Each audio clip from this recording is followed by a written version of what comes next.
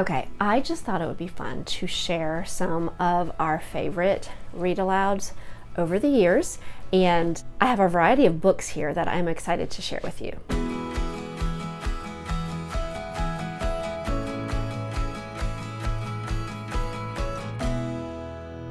Welcome to Learning with Boys. My name is Rachel. I am a homeschool mom. I have 4 boys. I have graduated too, and we are entering our 17th year of homeschooling. This school year, I have a 7th grader and another senior, and I am excited to share some of these books with you. Some of these I have talked about. There's probably a couple that will be fairly new. One of them I don't even know if I've ever mentioned. I'm going to go ahead and get started. I do enjoy doing homeschool content, past and present, so if you enjoy that, I would love for you to join us by subscribing, and if you enjoy this video, give it a thumbs up. That would encourage me. So let's go ahead and get started. And the first book I'm going to mention is something we have read so many times. My boys have read over even after the read aloud, and that is The Sign of the Beaver. Now this is about 13-year-old Matt, who struggles to survive in the 18th century in Maine. Him and his dad go up to build a cabin and leave his rest of the family behind. His dad goes back to get the family, and Matt's left by himself longer than he expected. And through this time, he meets an Indian, a young boy, probably somewhat, might be a little bit older than him, and introduced to a tribe that actually ends up welcoming him after some time and even asks him to spend the winter with them, which would mean leaving the cabin and moving on. So let me know if you haven't read this book and you want to know what happens. I don't really want to tell everything, but this is really, really good. So much he learns from the Indian for survival. So my boys have really enjoyed this book over the years. My second book is Farmer Boy. So this has been one of our favorites too. Not only have they listened, but they've also read the book. And this is, I think it's actually the second book in the Laura Ingalls Wilder series, and which my boys have listened to several of the other books, but this was one of their favorites, and it's just about Almanzo in his early years, 9, turns 10 in the book, I'm pretty sure. It's just so many life lessons learned for a young boy and decisions they have to make as they become a man. They lived in a farm in upstate New York, and just how they used everything. Nothing was wasted. If you are one of those homeschool families, or you're just interested on what it's like to homestead, then this might be something you might want to listen to or read aloud. Okay, our next book, another favorite, was The Little Pilgrim's Progress by Helen Taylor. And really, I have not read all the other versions that are out there. I know this one has been around for years, and we really it's always sort of an emotional read. And even when I first read it, I think it was because I had never read the book until I read this one to my boys, and we actually read the original this past school year with 2 of my older boys. So really highly recommend this. I would say 3rd, 4th grade, when I think I read it to most of my boys, and a couple of them read it on their own. Okay, another book is based on the true story of Jed Smith, trailblazer of the West, and I really liked this book because it is giving you information on a trailblazer that really did a lot of the mapping out west of the deserts. He started out as a young Christian man, and that's what really was encouraging about this book. And God just led him to do this. He became a beaver trapper and traveled with other men, but he always had the testimony of having a Bible and a hymn book with him. And just stories, encounters with bears, encounters with Indians, all kinds of adventure. It's not a real thick book, but it can get somewhat exciting and intense, and it's really just a good book. Okay, the next one is Bud and Me. This is about 2 brothers, and let me know if you're familiar with this book. We actually have it on audio, but I highly suggest it, book or audio. This is definitely something you want to read or listen aloud as a family, and especially the first time around. We listen to it, we all enjoy it, it's great for trips, but my boys have listened to it over and over when they were younger.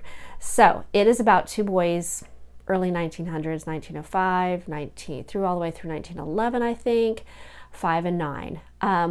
Their dad they are challenged to take some horse trips on their own from Oklahoma, I think, to New Mexico, and then back, and then to Oklahoma they go to New York, and that's where the adventures really, really begin. And just so many people learn about them, and they end up actually meeting President Roosevelt. And then they're encouraged to make a trip all the way to California. So there is a lot of adventure, and just hearing it from their point of view, talking about, it's actually from one of the brothers, I think it's from the younger brother's point of view. I'm trying to remember.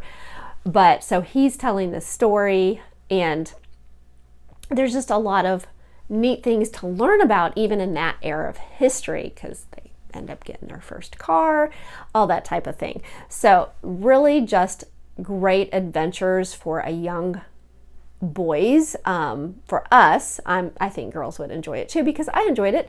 Definitely highly suggest this one. I really feel like even if they're like 12, they would enjoy this book. Okay, my next one is Carry On, Mr. Bowditch. Now, this book all my boys have listened to and enjoyed, and even my youngest, we actually got it on audio later, and he has enjoyed it so much. It is really about, and I'm going to actually read it. It says it's about an 18th century nautical wonder and mathematical wizard. That is really what it's about. Just a young boy who gets a job and then ends up on ships, but not just on there because he's so good at math. He's not only helping, he's also explaining to the other shipmates, and they're enjoying learning. And I just thought that was really interesting and encouraging. So everybody liked him because he was wanting to teach others what was going on also. He had some great navigational discoveries, and he did have some hardships in his life. But for my youngest, it actually really encouraged him, even though he was struggling with some math, that he actually enjoyed it, to see that this young man not only loved it, but he enjoyed sharing it with others. Okay, my next book I actually don't have, but I'm going to post a little picture right here, is Where the Red Fern Grows. And I'm assuming that most people know what that book is about, but I really do think it's something that probably all kids need to hear at least once. And it is about a young boy named Billy who is determined to get his own hound dogs, his own hunting dogs, but he has to save up for a very, very, very long time, and he comes up with different ways to earn money and ends up getting his own 2 dogs, Old Dan and Little Ann. So he has adventures with them, and they're great hunting dogs. They even participate in some competition. But if you know the ending, it is a little emotional, but there's just so much in this book, so many lessons to be learned about endurance, about kindness, and helping others. So I really just think it's a good book for kids to hear at least one time. Okay, my next book is actually sort of new to us, so all my boys have not heard this, but I highly recommend it. I wish I would have got it earlier, but it's The Winged Watchman. It is about when Holland was occupied during World War II, and it's about a young family who takes care of this windmill, and just their courage and strength during this time. There's some unexpected things. There's a lot of detail, so I'm not going to tell you all the story, but it is about their family, some experiences they have, but also about a couple other families, a lot of secrets. There is a pilot that comes down that is hidden, and just how they deal with that and how they care for him. So it really is good.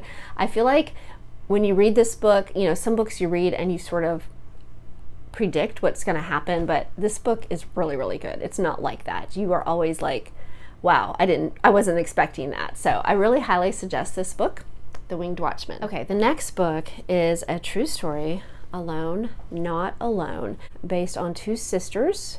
And I want to say, yes, 1755, sort of at the beginning of the French and Indian War. They are captured, and it gives the whole long story of what happened to their family. It's really the story of the older sister and every detail that she goes through. And the finding of her younger sister. Of course, by the time all this happens, they're a little bit older. And it's an emotional book, a lot of history, but I wasn't sure about reading about girls to my boys. This was actually a couple of years ago that I read this out loud, but I did not know about it until later, so that's why I'm sharing this with you. Probably, we need to think about the content because there is an attacks and different things that are going on during this time. So you may want to pre-read or think about the age group you're reading this to. I think I had a 10th grader and 5th or 6th grader. So, and they both wanted to know. We were actually studying about that era of history, so they were very interested on that part because if you just read textbooks, you're not going to hear all these details. So this was really good, an extraordinary book just about their faith. They are a Christian family, and just the mama's testimony. And even for this mama, it just really solidified everything as a Christian mom of what we needed to be doing and building the faith in our children at such a young age. So want to share that with you. The last book I actually read to all of my boys when they were all together, and my oldest was a senior. So this book is put out by Journey Forth. It does say a Christian fiction for young adults, and it is careful enough. Now, my youngest was maybe 2nd grade, and he listened in. So I just want to share that with you about this book. I feel like it was okay even for that. It's about a young American family who decides to go and help some missionaries for a year. And their son, Daniel, who will be a senior in high school, has to decide and ends up going with them. So he goes and makes friends and learns about the culture and hoping to share more about Christ with them. But he's learning that he has to sort of balance and understand how the government works and where he can share his faith and how much freedom he will have to do that. So this was a really, really good book. I really highly encourage this. I feel like I have never seen this mentioned as a read aloud, and this was a book that we all look forward to listening to every day. We wanted to know what happened next. So wanted to share this with you, and I think that is my 10 books. I hope you were able to maybe get an idea or two of a book that you might want to use as a read aloud for your family. And if you have any questions or anything you'd like to share or ask, please comment below. I'd love to talk with you, and I do appreciate you all watching. I hope you all have a wonderful week, and we will talk to you again soon.